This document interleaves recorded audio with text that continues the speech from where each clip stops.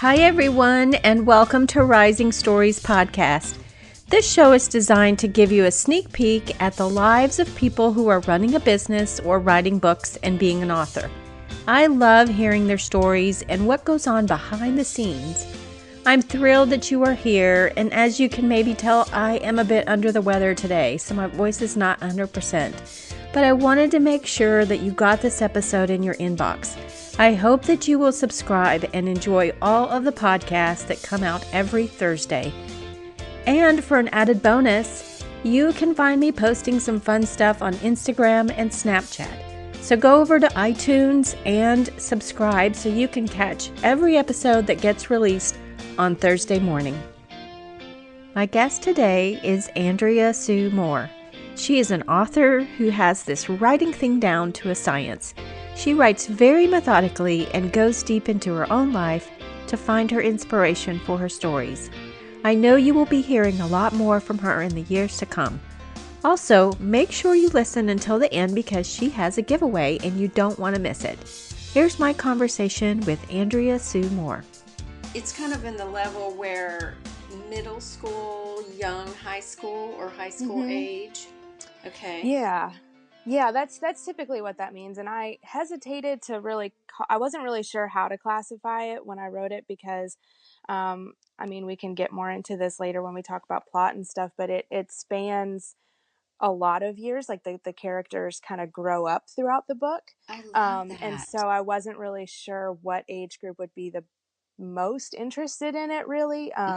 Because some kids might think it's too young for them. Some, it might seem too old for some, but I think young adult was really right there in the middle, and especially like middle and high schooler kids, I think would enjoy it.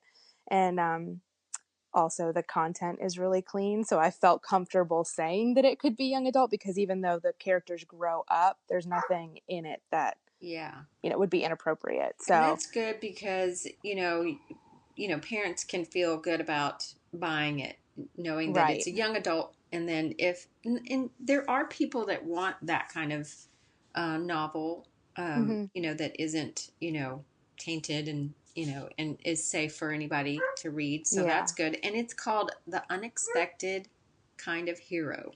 That's right. That is a very intriguing title. So tell me, give me a synopsis. Tell me what this is about. Okay.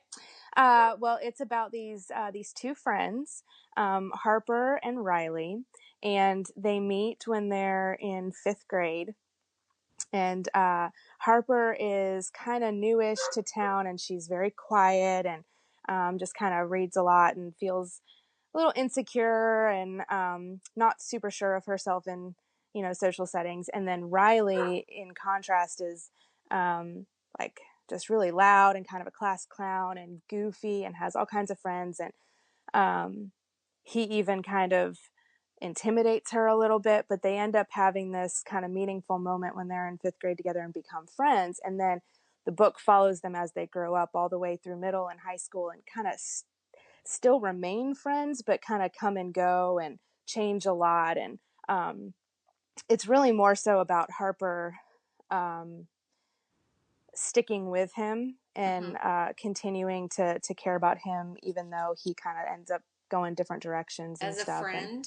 As a friend. Okay. Yep, so stays a friend. Stays a friend. That's good to know, yeah. And so you capture them from 5th grade on to can you tell, or is it so I can tell. So it goes, I can tell, yes. So it goes through high school for sure. And then it kind of ends, but then there is an epilogue that's later. You don't have to, I don't want to ruin it for anybody. Right. People tell me, like the other day I saw a movie and my husband's like, what's the movie about? And I was like, well, I can't even really tell you because then it'll give away. It'll give it away. It'll give it away. I can't even really, he's like, why can't you just tell me some of it? No, I can't tell you because then I'll just start talking. It's like, I know. as if you know what I'm talking about and it will ruin it because I do that with my husband too because we have very different tastes in entertainment. And so when I'm trying to sell him on a movie and it's like, I really do think he'd like it, but I don't want to tell him too much because I don't want to give it away. And then he kind of teases me and says, you really didn't tell me anything. And it's like, well, I didn't tell you anything on purpose. Like, right. but in the end, it doesn't sound interesting to him because I've told him nothing. Yeah. It was purposeful. Like, I was very selective with the words that I chose. Right. Yeah. And they want specifics. Yeah. It's like, tell me why, sell me on it. Yeah. So, well, this is intriguing. I mean, it definitely is a book that I'm interested in just because I like young adult read alouds or readers. And, and I like when they travel to get, like, you see them grow up. That's one of my favorite things when I'm reading a book. So Andrea, what made you decide to write a book? Is this your first book that you've written, or it is at it all? is. Like totally. Wow. I've always kind of tried, but not tried very hard. Like, so what made me want to was, I mean, for as long as I can remember, it was something that I really wanted to do eventually. It was something that I kind of, in my wildest dreams, best case scenario, what I wanted to do was to write fiction. And I tried a lot growing up, but really what happened, I would get frustrated because I really loved books like The Chronicles of Narnia, and I would sit down to write like the new modern version of Chronicles of Narnia, but it really just ended up sounding just like The Chronicles of Narnia. I couldn't really vary from it too much. So it's always something that I've kind of tried to, but this was the first time that I really tried seriously. And it actually is loosely based on a friendship that I had growing up. So that's kind of where the idea came from. And it was one of those things that just as I grew up, and it's been years and years since I've had this friendship. But it meant a lot to me when I was young, and it was just one of those things I couldn't shake. And so, I really felt like it was probably 5 or 6 years ago that I kind of felt like the Lord was leading me, like, maybe the reason why you can't shake these kind of thoughts and feelings is because you need to write it down. And so I did, and I had that thought, and I knew it was what I was going to write someday. And you about finished 5 or 6 years ago, but I didn't start writing it until a couple years after that. And then I got about halfway, got kind of frustrated, hit a wall, and then I got pregnant with my daughter. And so I put it away for a while. And then it was really around January or February of this year, I started to kind of get that bug again. Like, I really want to work on this. Like, I really think there's something there, and I need to, now that I have fresh eyes, it's been, 2 years or whatever. And so, so I went back to it and kind of got inspired all over again and worked really hard and finished it. So I love that. I love that you finished although the characters are different and everything, I love that you finished the story. And in your mind, you finished your own story. Yeah. And a closure to it. And it did, and wrapped it all up. And oddly enough, I used to do that when I was younger. I had a typewriter, and I would take stories that I would read in the newspaper and write endings. Like, there were these 3 girls that were kidnapped in my town.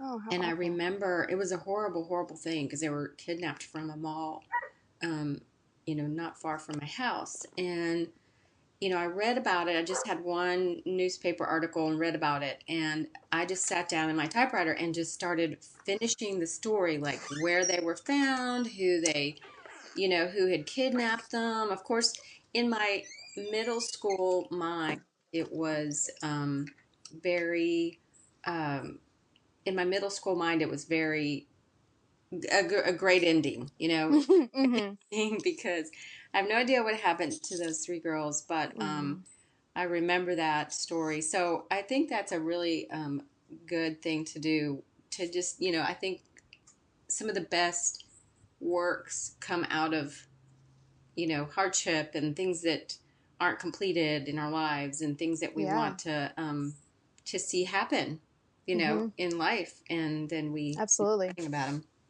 So, as an author, what makes you unique? Like, what do you think is like in this book that you're like, you've got to read this book because it's not just like any other book. It's, what's unique about it? What is it?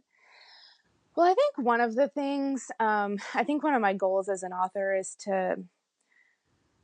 I don't know that it's really like the most meaningful book in the whole world by any means, or, the most revolutionary, but I do think that if I'm going to take the time to write, and to promote and to ask people to read it and everything, I want it to have some kind of meaning, like some kind of purpose. Mm-hmm. I want it to matter at least a little bit, to maybe be encouraging to somebody, to be inspiring to somebody, to, I want it to mean something to the people who read it. I mean, I read plenty of books that are just kind of for fun, and they're just light reads to kind of, Mm-hmm. but I think too, the ones that really stick with me are the ones that Yeah. had a little bit more of a message. And so I wanted to do that. And I'm mindful of that when I write, like, what is the point of me writing Mm-hmm. this, Mm-hmm. But then also I think, I very briefly taught middle school, and because of that, I, I read a lot more young adult books than probably the average adult. Mm-hmm. And I see a lot of teen books for sure, but especially even young adult books that are aimed at younger kids. Like, there's just more and more language and sex and just stuff that keeps kind of eking its way into the stuff. And it makes me annoyed, because Yeah. there's a time and place, and sometimes it comes off as a lot more realistic if some of that stuff is in there. But also, like, I don't want to worry about what, when I was teaching, I didn't want to worry about what I was putting on my shelves for my kids to read. But then Mm-hmm. also, like, now being a mom, I don't want to worry about the books my daughter will read someday, the books my nieces and nephews will read So it matters to me too that, like, there can be good books for kids that are good, have good content, Mm-hmm. and don't. So I was very mindful of that as well. And even like in this book, it talks about some adult level content, but I tried to handle it in a way that was discreet and, without having to be really obvious. So I Mm-hmm. think too, like, that's where my heart is writing good books for kids that their parents don't have to worry about, Yeah. Yeah. but still pack, a meaningful punch. I hope. Mm-hmm. Mm-hmm. And so what was your writing process like? So you had your child when your daughter when you were actually writing this book. Mm-hmm. So and it says you have two rambunctious dogs, which we Yeah. heard earlier. Yes, I know. Sorry about that. No, you're fine. They're loud too. So you have um, these, yeah. this family, and it's like, when do you find time to write? Well, actually, it was that was a big part of it too. That was a challenge, but my husband was really supportive, and my daughter's nap times are, like, sometimes consistent, but vary a lot, kind of, as kids do. And sometimes she'll sleep for 3 hours, and sometimes she'll sleep for 45 minutes. And it's hard to really, like, get in the zone during nap time. So I didn't really even bother, because I figured by the time I really got writing, she'd wake up and then I'd lose my train of thought and everything. So what we did instead was, her bedtime though has always been very consistent. And so, my husband and I talked about it, and he was very supportive and very helpful. And what we did all spring and summer was every Monday and Wednesday nights, as soon as we put my daughter down, from 7 to 9, I would write. And Okay. then it was only 2 nights a week, and it was only for, a couple hours. So we still, from 9 until we went to sleep, like, we still had that time with Mm-hmm. each other. It wasn't like, okay, 2 nights a week, you don't see me. So I it was was still just two there. hours. Yeah, it was just 2 hours. And sometimes, Wow. give or take. Sometimes I'd be kind of like, oh, but I just really would like to finish this chapter. And of course he was fine with that. And it would Yeah. maybe be another extra half hour or whatever. But Mm-hmm. what was nice was it was such a great happy medium, because it wasn't Yeah. like I didn't leave the house. Like, he was still in the room with me. He would Mm-hmm. read or, do something else. Um, But he was on daddy duty, so that if something happened, you knew you could continue to and to write. help with the dogs and Yeah, and stuff to like help with that. the dogs. Yeah, the in and out. Yeah. Yeah, but that was so helpful. And it actually, even though 2 hours might not seem like a huge chunk of time, it was really valuable time for me because I didn't have 2 hours, you know, without a toddler any other time of the day really. And so If you like mentally get all like, okay, I'm going to sit down, you know, I don't know. I think I'm kind of like easily distracted. So how mm, did you kind of like get into that mode? Like when I podcast, I have this candle burning that kind of is a focus type yeah. candle. I So, understand. you know, what is it that you do that you can, you know, for a certain amount of time, really get into it? Do you have a Yeah. ritual, or do you just close the door and?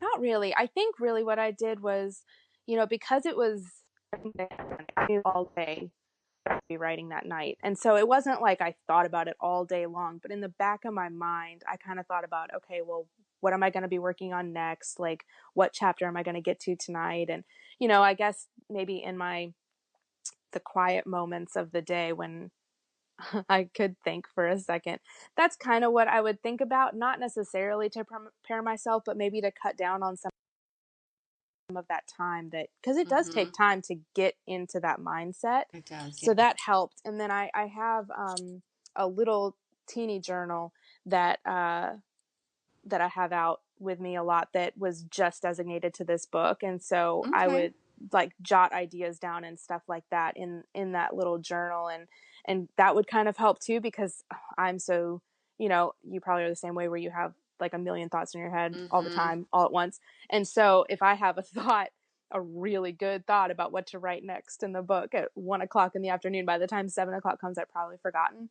Mm-hmm. So I would jot that down a lot. Or I also use Evernote, the app for my phone, and Yeah. I have like a separate section uh, just for writing thoughts too, for when because I wouldn't take the journal with me out of the house, and Mm-hmm. sometimes, you know, I'm in Walmart and have a thought, and so that helped me a lot to stay Mm-hmm. focused. And then really beyond that, it was just having a little bit of self control to keep my phone down and to keep, you know, to keep like this is the time I have. Like, don't waste this time, you know? Um, which was hard. I mean, I did better some days than others with that, probably, as far as using that time well. So, Andrea, is your favorite app Evernote? Favorite app? I think, oh, it might be up there, honestly. As far as like functionality and productivity, I used to use it for a lot more, but I went back to I go back and forth between electronics and using paper. Mm-hmm. So I'm back to using like a paper day planner for my everyday tasks and stuff. But I still use Evernote for like uh, everything else. Like I use For it for writing, my yeah. shopping lists and, you know, normal stuff. Mm-hmm. But also, yeah, I definitely use it for writing, and I use it I have, you know, like a note in there that's just ideas and thoughts and reminders and stuff for this book, but then also like um I don't know, like I've had just random ideas pop into my head sometimes about maybe things to write in the future, and I keep them in there. And then sometimes it's fun too because then I go back and look and it's like that was a dumb idea, you know, but sometimes it wasn't. And so Yeah, yeah, yeah, so I really like it. It's so nice having it all in yeah. in one place, and you can put pictures and you can put, you know, screenshots of things, and it's just very it's very helpful. I like it a lot. Mm-hmm, mm-hmm. When you were saying that you will put notes or whatever in Evernote, I was thinking, and you were at the grocery store. I was thinking about how Evernote does have that where you can. Well, I think most notes app have it where you can send a recording Oh yeah, or not recording. Well, I think he does. It does do a recording, but I there's think it does also too. like you can hit the little microphone Hmm. and just record like, you know, and it does puts it on, you know, written form is what I'm trying to Yeah, say. And I love that because you have a thought and you want to say it. And right. so, you know, like an idea for a book or whatever, or the chapter or a Yeah, character. and I've heard of people even writing their books that way, and I haven't had to yet, but it's really nice to know that you could even do that. You could just dictate it into Mm-hmm. Evernote, and then you know, it's right there. Yeah, yeah. Yeah. So, what do you are you a reader yourself? Do you have you did say you're a reader and that you read Yeah. You were, because you were a middle school teacher, you read a lot Hmm. of young adults. So do you still read young adult books, or are you doing what kind of genre, or what kind of book? Yeah. I do still read a lot of young adult. I don't read it exclusively though. I try to read a variety of things. Yeah, I haven't been reading nearly as much here recently as I normally do. Mm-hmm. Um, just because I've been a lot more focused on writing and finishing the book, and a lot of my free time has gone to that. And then when I have time in addition to that, I typically want kind of a break from seeing Mm-hmm. words quite so much. So I'm ready now to kind of get back into like getting back into reading because Mm-hmm. I do miss it a lot. I started um, I started a Marcus Zusak book, who he's the man who wrote The Book Thief, Mm-hmm. um, which I love, and I've read another one of his books called I Am the Messenger, which is also really good. And then he has it's actually a trilogy. They're all kind of shorter novels, but they're in one volume now. They're the first three that he wrote a long time ago, Oh, and I wow. just started reading that one, but I haven't gotten very far. And it has been life has been nuts and finishing this book, and I've just been Mm-hmm. going in a million other directions, so I haven't gotten too far in it, but it's good. I like him. I like his Yeah. writing a lot. You know what I love um to do is download books, like Audible or yes, from the I library on love that. Hoopla. I have not been able to do very many audiobooks this year, like this calendar year, because my daughter has gotten older. Mm-hmm. And podcasts are more okay for me to listen to, because even if I don't catch every single word, because, Mm-hmm. she's, screaming or the dog's barking or whatever, it's not the end of the world, Mm-hmm. like it is with a book. Um, but last year, all of 2015, she was born in October. And so, by the time New Year's came around, like she was only a couple months old. And then like all the way through the year, I listened to so many audiobooks because it was so easy. And I Mm-hmm. mean, it's so obvious, but it had just never occurred to me until then. um, I would put them on my phone, and I could just have my phone in my pocket, and literally all day, no matter what I was doing, I could Mm-hmm. just be reading. I Yeah, could be I cleaning the love house, it. washing dishes, feeding the baby, I know. in the car. Like it was seamless. It would just Yeah, pick up right where I left off, and it was yeah, awesome. I listened to so many books that way. yeah, And this year has been a little bit different, because with her being older, she kind of, like I said, like the distractions are bigger, but also like I have to be a little bit more careful about yeah, what I'm listening to out loud, that yeah. she can hear. And just different words and stuff, because I don't just listen to young adult books. Mm-hmm. But then also, if she doesn't like what I'm listening to, she usually pitches a fit. So it's just Princess Sophia all the time, pretty much. Oh, yeah. Oh. Well, But what three things are you absolutely loving these days? three things. Okay. I am, speaking of not reading very much, I am loving the show Jane the Virgin. Oh, Um, yeah. it's on, the first two seasons are on Netflix, Is that and still going on? it is the It, third season just started. I'm still like halfway through maybe the second season, but I've already set up the DVR to start recording the uh-huh. third, so it's ready for me. It is so good. It is so funny, and so smart. Like Mm, the dialogue is just, it's hilarious, and it's very witty, and I love it. It's I really do fun. like that. Yeah. Yeah, it's really good. Um, and so that one's a good Mm-hmm. one. That is. Um, I'm also really, I feel kind of behind on the times with this one too, but I'm really obsessed with the Pioneer Woman right now. Oh, yeah. Okay, I'm I have still to admit, obsessed with her. Yeah, she's yeah, good. she's great. I will admit, and this is kind of dumb, but I haven't actually watched her show ever. Still, I need to, but Oh, I you got to have. watch that. I know. I But think you I'd just really read love her it. blog or? Well, I read her blog, and Mm-hmm. then I just, like I said, I feel like kind of behind on this, but like I just got my first cookbook of hers recently. Mm-hmm. Are they good? I don't Um, have a cookbook of hers. yes. Oh my goodness. We're we're loving it. I've been working my way through the one that I have, and I think she has maybe 3 or 4 other ones Mm-hmm. that I want to get eventually, but it's so good. I haven't made a meal of hers yet that isn't just Oh, wow. incredible, and my husband loves it all, and it's been so good. Mm-hmm. And then I also really love all of her stuff at Walmart, like the dishes and the Yes. pot holders and the cookware, and I've been slowly trying to just change everything I own to be Mm-hmm. Pioneer Woman. Yeah. I like her I'm stuff. loving it. Yeah. I'm loving it. But she's so funny. I do love, even in her cookbooks, because she writes this way on the blog too. That's why I know I love her show. But even in the cookbook, which you tend to think of as being a lot more like formal and just here's your recipe and that's it. But she even has like really funny, like sarcastic, kind of dry, She does. Yeah. just her way of talk. She writes even The her way she cookbooks like talks. she talks. Yeah, exactly. Yeah. Yeah. So it's so fun. Yeah. Yeah, so I'm loving that.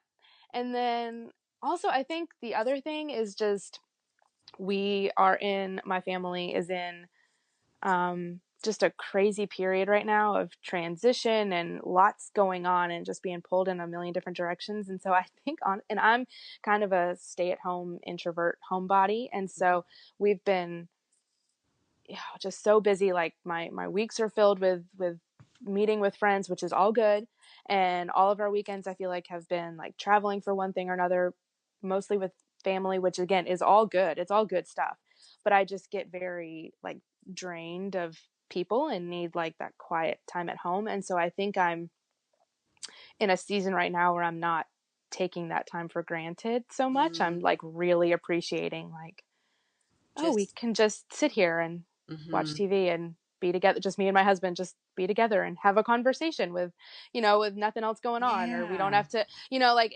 those. I know it's the season we're in. It's not forever, Mm-hmm. but the season is crazy, and it's been kind of exhausting for me. And so I'm really enjoying just the moments that we do have to just kind of sit Relax. and Yeah. talk and relax and like eat a normal dinner and Yeah. watch a normal TV show and Wow. play with our daughter or whatever, Yes. feel, And get the yeah. grass mowed, something normal. Just like Normal. I'm enjoying those Yeah. moments that we have of normal. So Yeah. Oh, that's good. That yeah. does sound really good. We're in a crazy season too, and it's a sports season, so we're gone Mm-hmm. most weekends, and it is so nice when Yeah. we look to each other and just like, we don't have anything tonight? No. Oh, that's just sounds so great to just Yes. relax, sit down and do nothing. So Yeah. thank It's you good. so much for coming on. I have enjoyed meeting you and I have too. talking Thank you about so much. all the fun stuff, and your book will be out hopefully when this airs, and all the information will be on the show notes. So yeah, so it was great meeting you. It's great meeting you too. Thank you so much for having me. Andrea was great, and I loved how she talked about seasons and moments when you can just sit and be. We all need some downtime in our lives, don't we? Well, this week I got some good news, and that is that Andrea's book was released early and is available for purchase on Amazon. She is also giving away a copy to one of our listeners, so head over to my Instagram for more information. You can also find out how to order her book on our show notes at CorrineSandiford.com. Don't you just love giveaways? I am super excited about them. So make sure you find the show notes or go over to Instagram and find out how to enter to win. Thanks so much for listening to Rising Stories. Take care and keep rising in your own story.